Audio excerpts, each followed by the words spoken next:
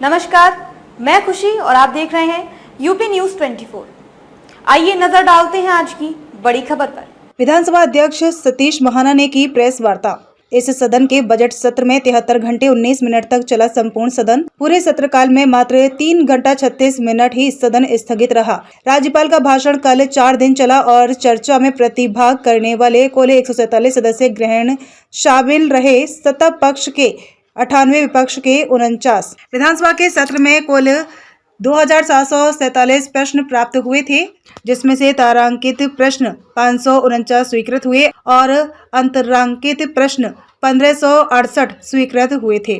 वहीं 128 तारांकित प्रश्नों के उत्तर दिए गए। वहीं 1039 सवालों के उत्तर दिए गए। विधानसभा अध्यक्ष सतीश महाना ने कहा कि पूर्व में जब किसी से पूछा था कि अपने विधानसभा देखी है तो सब यही कहते थे कि हजरतगंज से दाएं होने पर विधानसभा है, पर आज गर्व से कह सकता हूं कि यूपी की विधानसभा आज भव्य रूप से पूरे देश दुनिया में प्रचलित है और जानी जाती है। 99% ई विधान का कार्य पूरा हो चुका है और जल्द ही उसे पूरा कर लिया जाएगा। विधानसभा में अगले सत्र में फिर कुछ नया बदलाव करने की पूरी कोशिश है और यह चलता रहेगा।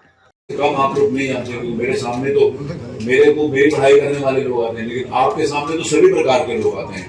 आलोचक भी आते हैं, हो सकता है मेरे सामने आलोचना करने वाला मेरे सामने ना आए, लेकिन आपके सामने वो करेगा और बढ़कर चढ़ के करेगा।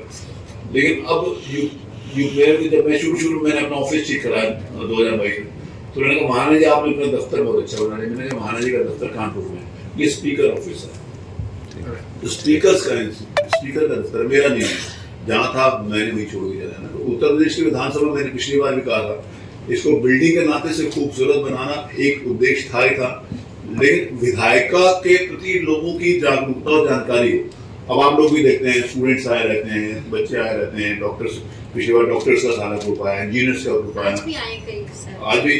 तो ये जिस समय लोगों का एक डिस्कनेक्ट था, जब लोगों को पता ही नहीं है कि विधायिका है क्या, असेंबली होती है, हाँ उनको अंदर ला के बिल्डिंग के वर्ड दिखाना नहीं है, उत्तर प्रदेश के विधायक इतिहास को भी बताना है, जो मैंने नीचे डिजिटल गैलरी में बनाया हुआ है। तो लोग, अब मैं एक छोटी सी बुक बना रहा हूँ, उसको भी रिलीज करूंगा। मैं जहाँ कहीं भी जाता हूँ दुनिया में, वहाँ से सीखने का काम कर रहा हूँ।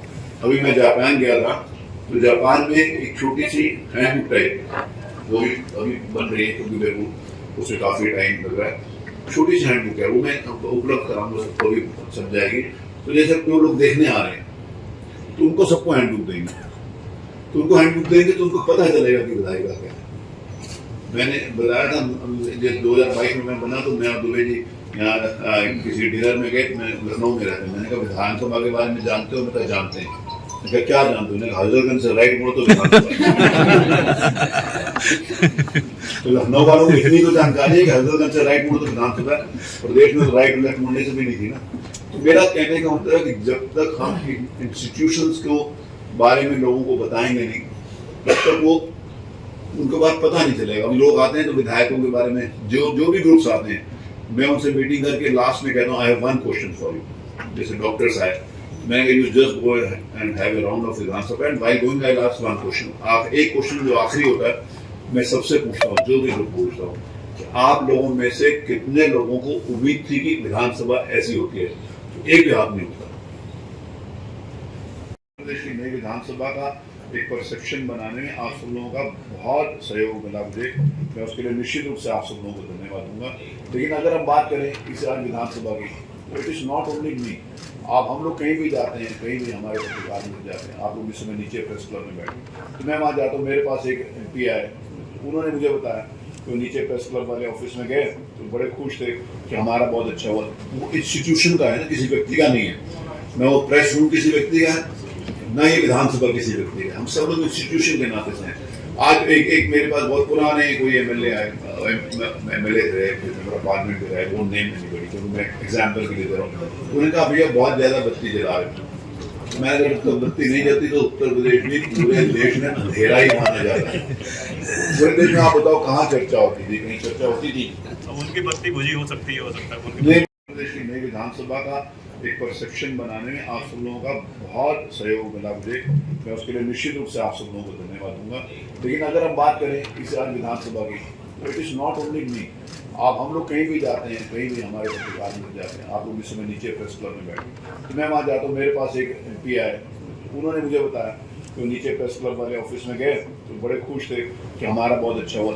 वो इंस्टीट्यूशन का है ना, किसी व्यक्ति का नहीं है, न वो प्रेस रूम किसी व्यक्ति का है, न ये विधानसभा किसी व्यक्ति का, हम सब लोग इंस्टीट्यूशन के नाते से हैं।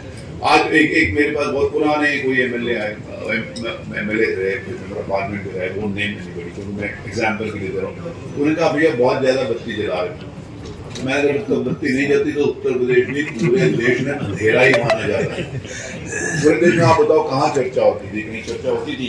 अब उनकी बत्ती बुझी हो सकती है नहीं, उसी से वो मेरे पास आ भी गए, मैं फिर भी उनका नाम, लेकिन उसके बाद 4-5-6 लोग और जो मसाला खाते थे, कहते आप उसका नाम बताओ, लोग हम पे शक कर रहे हैं। मैंने उसके बहाने तुम भी छोड़ दो, उसी शक के बहाने वो आप भी छोड़ दो मेरे भाई, आदमी क्या नुकसान है? हमारे यहाँ किया जा सकता है, क्या अध्यक्ष जी, हमारे यहाँ से भी तो कुछ लोगों ने इंग्लिश वाली, मैं कहता हूँ कि आई नो इंग्लिश, अगर आपको हिंदी आती हो तो बता दो। उर्दू को लेकर के, उर्दू को लेकर के हाँ, that from the day one e-Vidhan was lagoed, right? E-Vidhan came into effect. Till AI has been a part of that. You have the MLAs and MLCs from different categories. Their educational strives, educational background, social background. Furthermore, they are representing a rural areas. So do we find all of them are comfortable with the e-Vidhan? They will have to be। देखिए नए technology के हिसाब से जब 2001 में जिस समय नई टेक्नोलॉजी आई थी, उस समय ये कहा जाता था कि जिसको ABCD नहीं आता था वो अनपढ़ है। आजकल जिसको इसके साथ जो नई टेक्नोलॉजी के साथ डिजिटलाइजेशन के साथ जो आजकल वो पीछे है समाज में। और ये बात जहाँ तक आप बात करो, it has gone to the lower level of the village also. Once DBT direct benefit transfer की बात होती है, तो एक जमाने में साल से 20 साल पहले कि जब हम जाते थे विदेश में तो वहाँ के ड्राइवर के हाथ में फ़ोन होता था, तो बड़ा अजीब लगता था, यहाँ के ड्राइवर के हाथ में फ़ोन है। अब हम इमेजिन नहीं करते कि इस देश के अंदर कोई रहता है उसके हाथ में फ़ोन ना हो, और जिस समय उसके हाथ में फ़ोन है, जिस समय हम गाँव में भी ग्राम सचिवालय करके हम हर गाँव में कंप्यूटर लगा रहे हैं, ये तो छोटी सी बात है, हर आदमी को पता होना चाहिए कि खबरों में अब तक के लिए बस इतना ही।